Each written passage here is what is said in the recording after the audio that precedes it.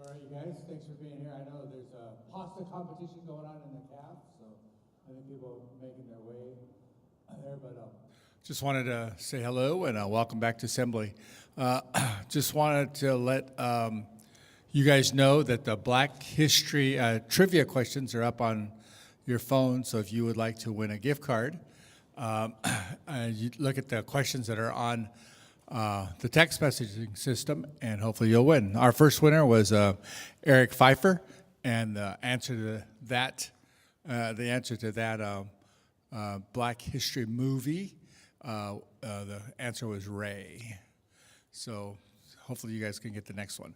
Also, thank you to Asher, Annie, Jeremy, and is it Ariadna?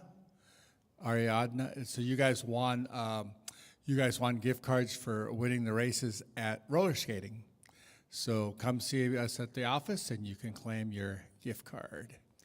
But we're getting ready to start today, so thank you for making your way down to a seat. Today's assembly, as you can see up there, is on Title IX. And I know some of you guys are familiar with that and some of you guys aren't. But as you know, that it's a big part. It's a big part of life on campus in terms of what we need to do in terms of sexual discrimination, sexual misconduct, and how we address that on our campus. So before we get started, let's have prayer, and we will turn it over to our presenter. Now, any prayer requests today? All right, everybody good? What's that? Stress level. All right. Anybody else? All right, let's have prayer. Lord, we thank you so much for giving us a chance to just pause away from classes, giving us an opportunity to just to learn and maybe just gather and glean information on this most important topic. We ask that you be with each and every one of us here. We ask that you be with our prayer requests, the ones that are silent and close to our hearts, and the ones that we've made in public, especially today's one on stress level. Be with us now, Lord, as we open up this presentation, and as we continue to forge ahead as we get closer and closer to spring break, and especially as we get closer and closer to the end of this semester, is our prayer in Jesus' name. Amen. Okay, today our guest presenter is Miss Elizabeth Page. She is a graduate of Southwestern Adventist University, and she is a licensed social worker. But she is also, as far as our campus is concerned, she is our Title IX coordinator.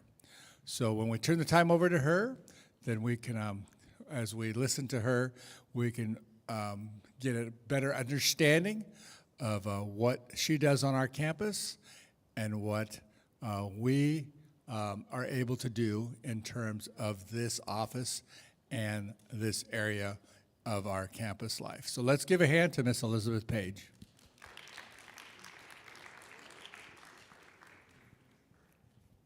Thank you. So first off, I just wanted to tell you a little bit about me, and maybe at some point there'll be an opportunity this year, or probably next year or sometime, that I can give you more of my story. But I am a graduate at Southwestern Adventist University, and I went to school with Dora part of the time here. So, and like he said, I'm a social worker. Well, my story goes back until when I was here going to school as a social worker, and during my senior year, I got a chance to work as a social worker in Cleburne. And I went on and I graduated on May 1st, like some of you will probably be doing this May. Well, 10 days after graduation, I was at work. And the reason I'm telling you this story, it doesn't really correlate with Title IX, but I think that there are life experiences that you have had already or will have in the future that you will see that how God has led you and has a plan for your life, and how some tragedies or some things that happen that are hurtful that you can go on and still have a successful life through. Well, 10 days after college graduation, I was at work, and while I was there, I was a social worker, and one of the clients of my coworker had been acting strange, and she'd been talking with him. He left, and as I was taking a group on an outing, he was behind the van and started shooting at all of us with a gun.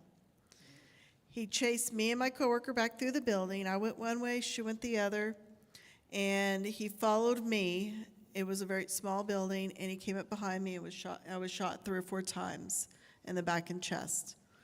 They did not think I would survive. They did not think I was going to live. They told my family when they arrived at the ER that I was not going to live because I had 7 bullet holes. And one of those fragments hit my spinal cord right in the middle of my shoulder blades, causing me to be paralyzed. It took a number of weeks before they knew that I would survive, but then I faced the long journey of learning how to live in a wheelchair. I was very determined to be as independent as possible, and after 5.5 months in the hospital, I continued on with my plan of being as a social worker. I got out of the hospital in September, I think it was, and in January, I started my master's program at UTA to get my master's in social work. And I was able to accomplish that and have since then been a social worker, mostly in working with children. In Children's Hospital, I work at Cook Children's part-time as a social worker. And then the secondary thing that I do with my family, my mom and I started a nonprofit where we help crime victims with disabilities, which is a whole nother level of story of my life. We've been doing that for almost 25 years, working with crime victims that have experienced what we have as a family gone through being a crime victim and then facing a disability. And, again, I wanted to share that because, we all go through things and, God does have plans for our lives. And, He will help you get through no matter what it is. And so, again, I'll be glad to share individually or with others, again, on that story because there's so much more to that story. But I did want to tell you who I am. And so this summer, I was asked, well, actually, it was about this time last year, I was asked to be a part of the Title IX coordinator here at Southwestern. And part of that is because since I'm not on campus all the time, as a professor or as another staff person, I don't have the same built-in relationships that your other professors and staff would have. So due to that, I think you have somebody coming in from the outside looking in and trying to help figure out, what the concerns are and maybe be a lot more unbiased on the situations that you may face. Go ahead and change the slide. And I also wanted to say that, sometimes this topic gets into sensitive situations and we all come from different backgrounds, and so if it triggers some emotional, feel free to step out. It's not going to hurt my feelings or anybody else's. There are chaplains and counselors available if you need to talk to somebody, and I'll also be available later and on campus up in admin building if you want to talk one-on-one today. So what is Title IX? And so the things I want to cover today is why it's important and when to make a report, how to make a report, and things like that.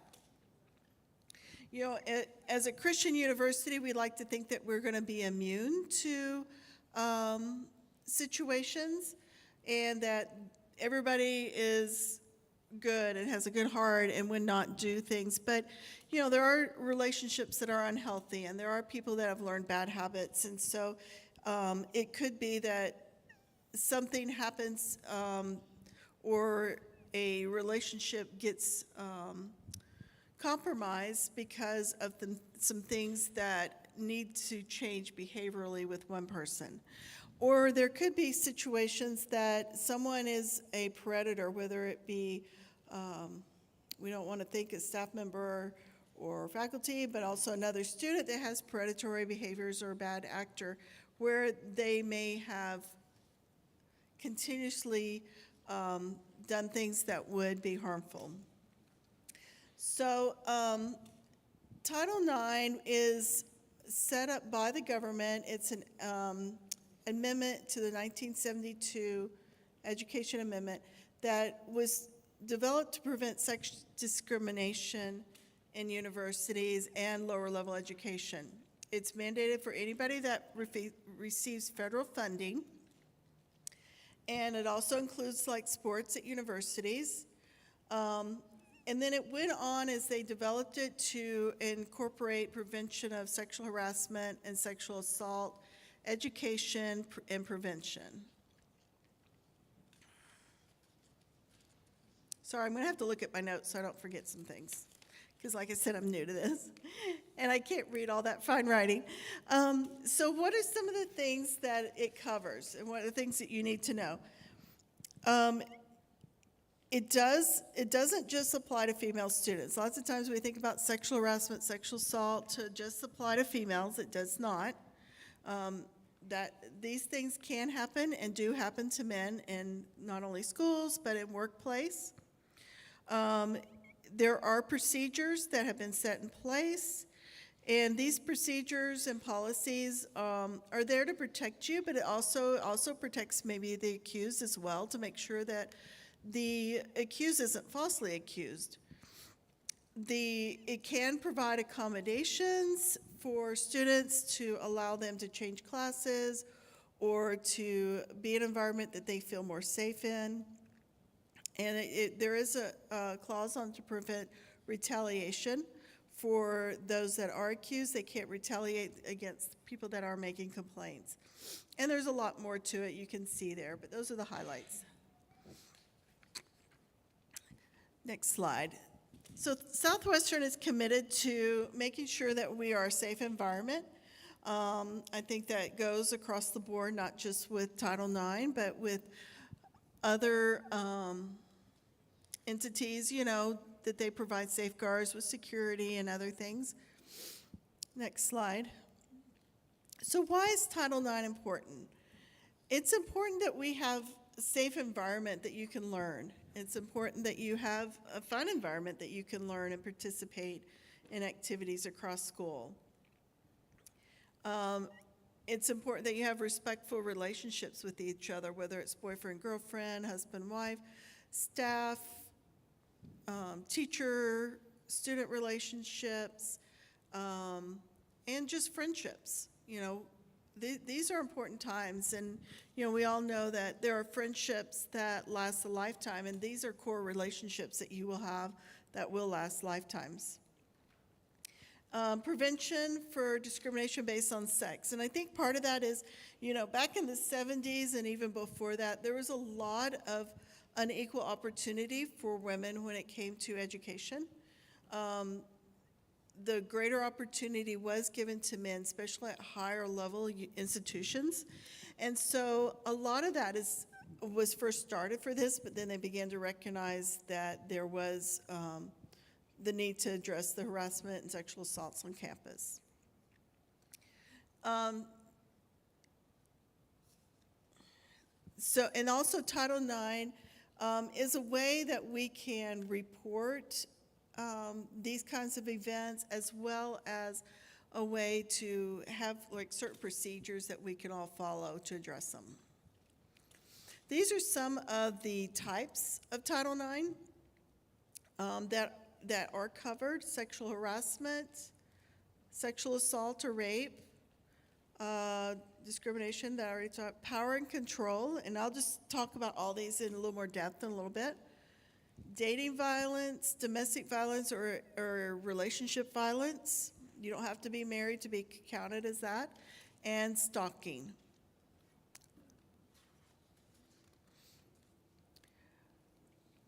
So the policy is there, and it's a policy that is driven through the government.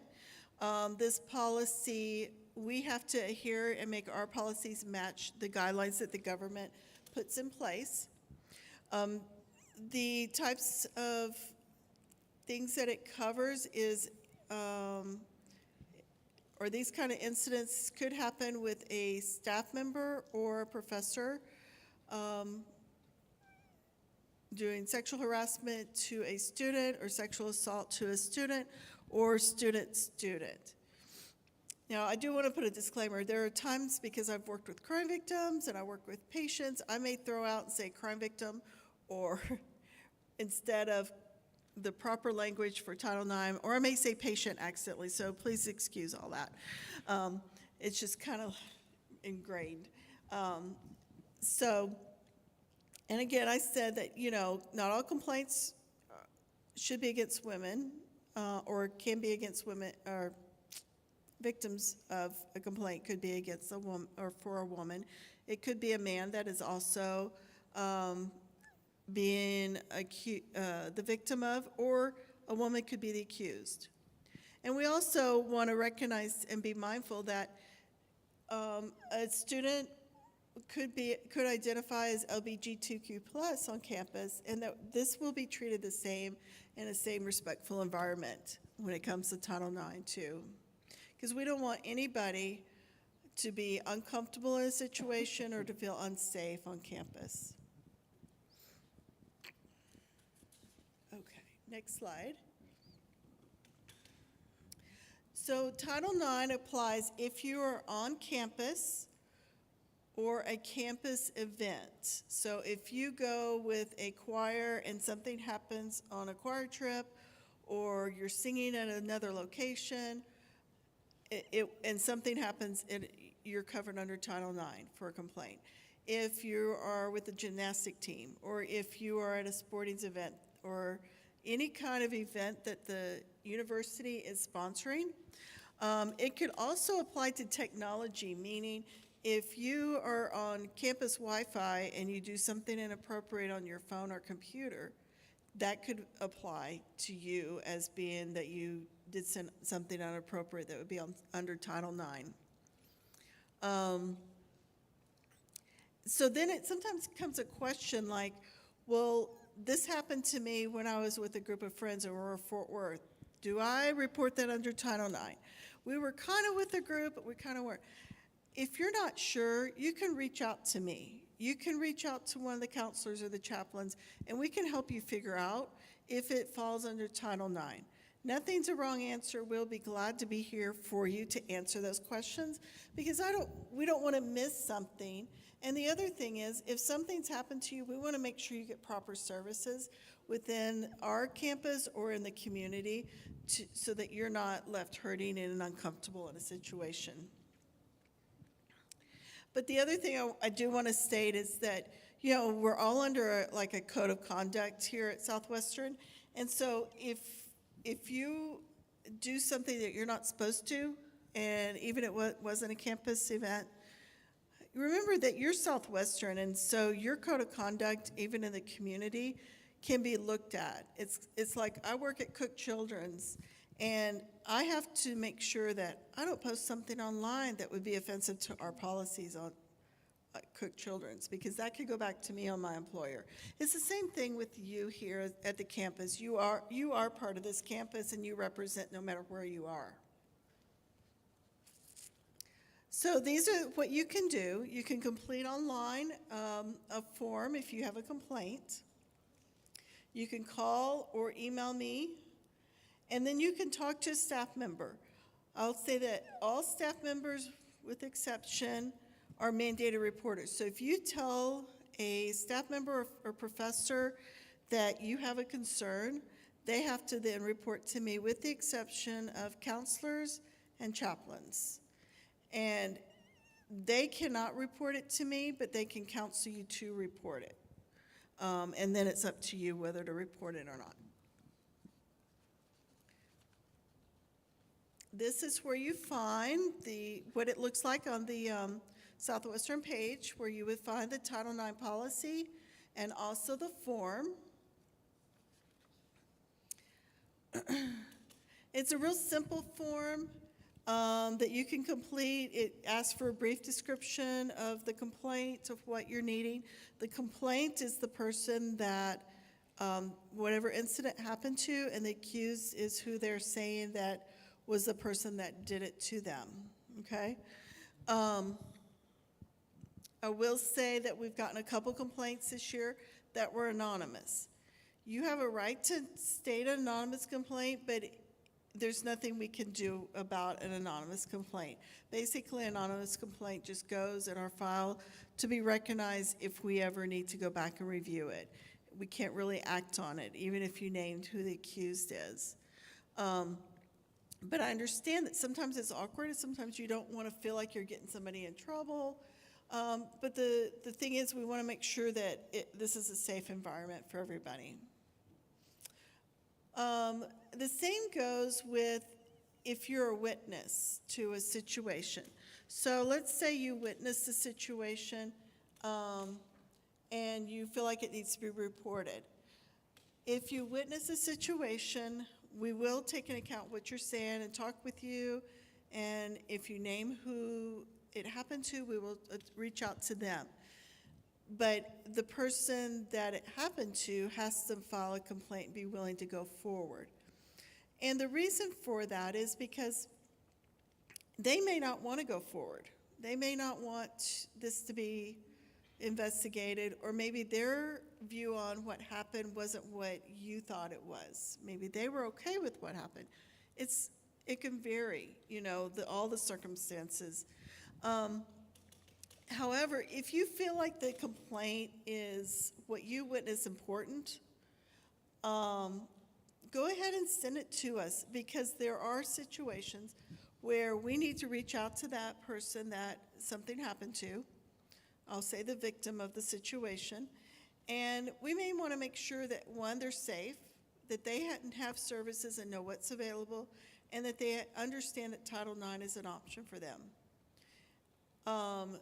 The other thing is, there is a clause in the policy that and there are certain circumstances that the university could, even with the witness, move forward and investigate a situation.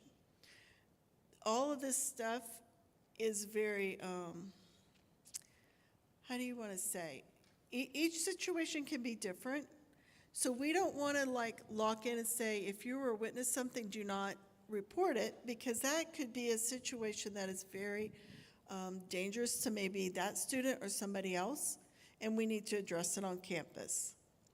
If we cannot file a complaint or don't move forward with a complaint, it could move to code of conduct, and that complaint could still be addressed in that way. So another thing about the complaints too is, if you heard something, let's say you heard that your name is Susie, and Suzette told you that she heard from Jane that Mary was a victim of a sexual assault. I can't take a report from you. I could take a report maybe from the first person that was heard, but I can't take it third hand, because it wouldn't be reliable. Now, if you named the first person that it happened to, we would definitely reach out and make sure that they are safe and they have resources, and let them know the policy to see if they wanted to move forward. So, it may sound confusing. If you're unsure, just reach out to me, and then I will get back with you and let you know.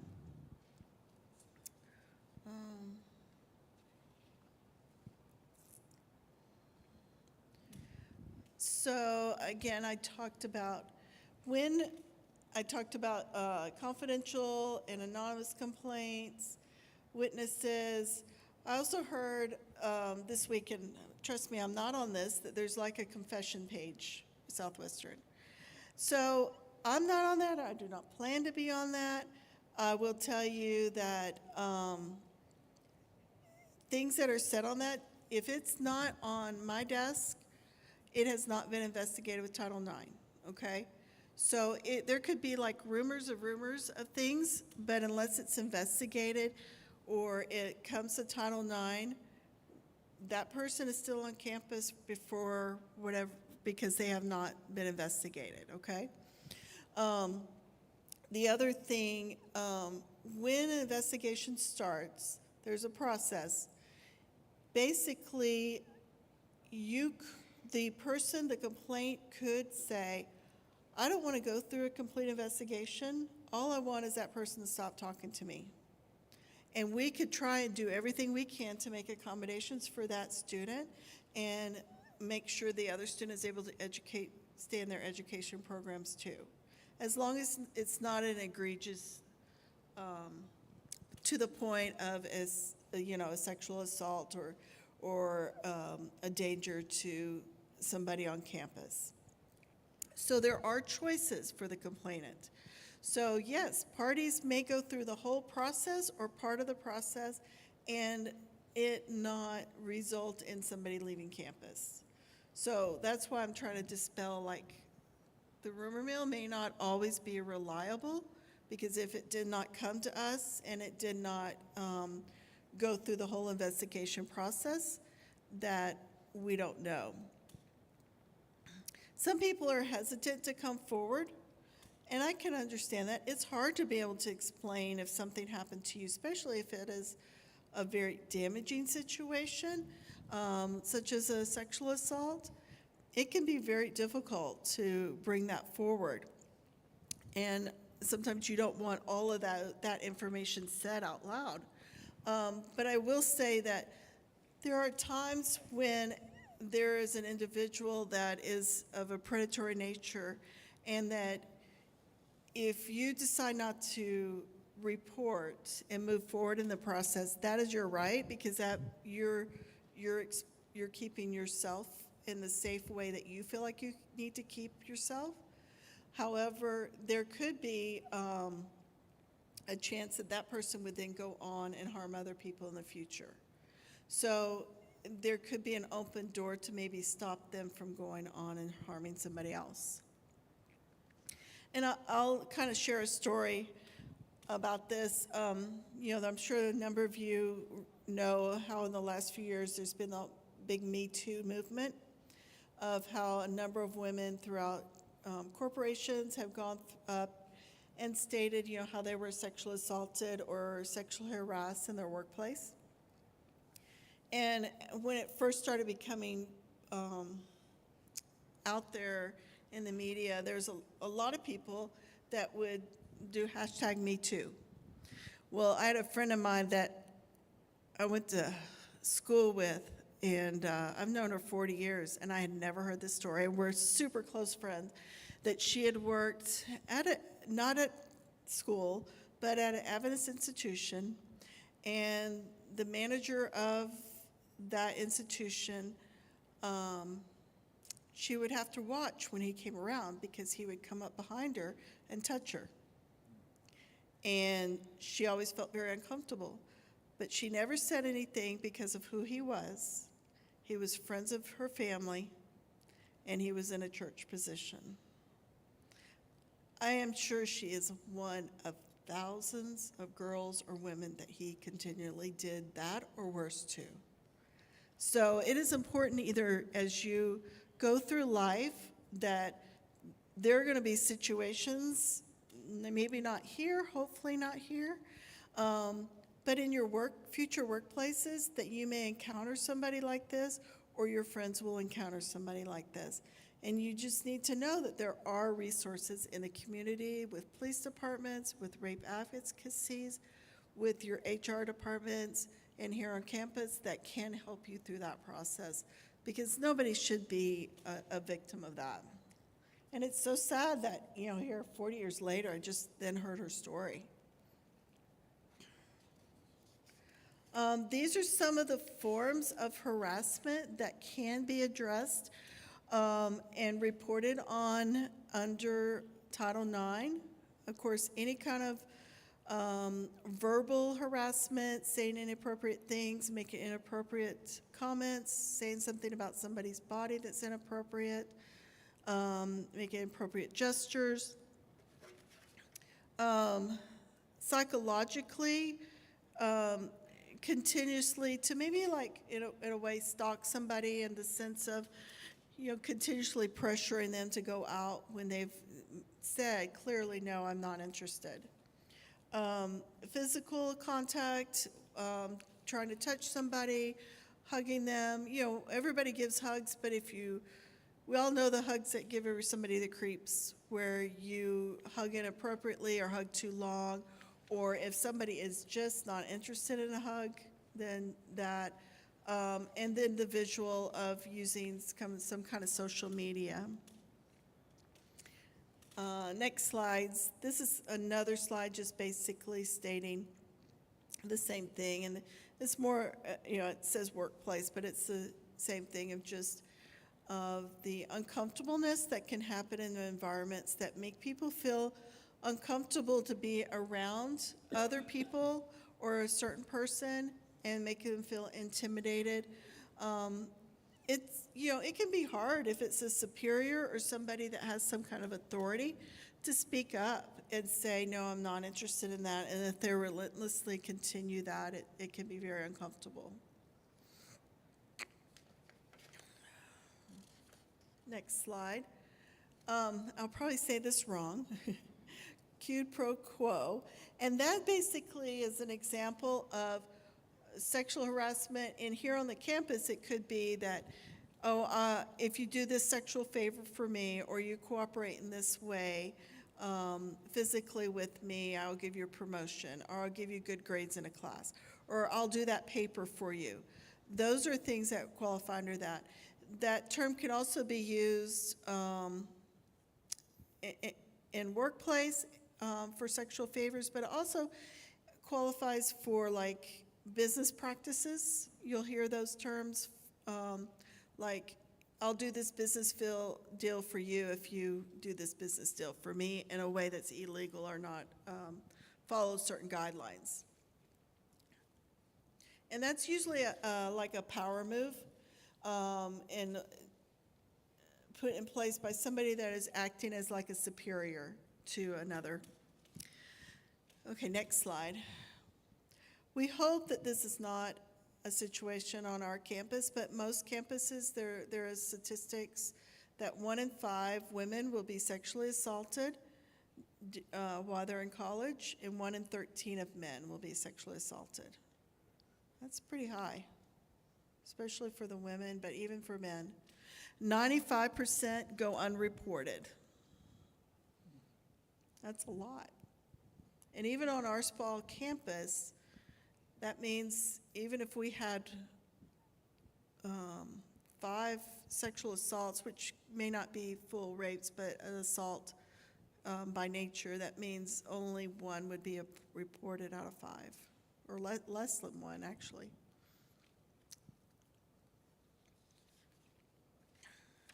Okay, next slide. What we all want is for healthy relationships, good communication, independence, honesty, responsibility, boundaries, and those all go across the board, whether it's friendships or dating or marriage relationships. And I don't have a slide on this, talk a little bit about stalking and interrelationship violence. Stalking includes things like following somebody around, continuously texting somebody, or reaching out through social media or some other avenue online. It also includes continuously just showing up out of the blue or sending gifts. And if somebody says, I am not interested, and then they continue on, then it definitely falls in the place of stalking. Okay, and that would fall under Title IX and could be addressed. Interpersonal or relationships, or another term would be domestic violence, where you're in a relationship with a person and they become violent, or they start trying to force things in a way that becomes violent. That also would be addressed in under interpersonal relationship. That could be verbally that occurs, or it could also be emotional, where somebody is trying to control some things. And so I know y'all have some great counselors. If you end up in a relationship, even if you don't really report it, that you feel like there's a lot of control issues, I would suggest talking to a counselor, even if it has not reached a point where there's physical violence, because that pattern will continue throughout the relationship. And sometimes it takes a lot to break a relationship when there is that kind of control going on. And that can go both ways. The women can try and invoke that kind of control and emotional instability and verbal abuse and on with a male-female relationship as well. It can go both ways.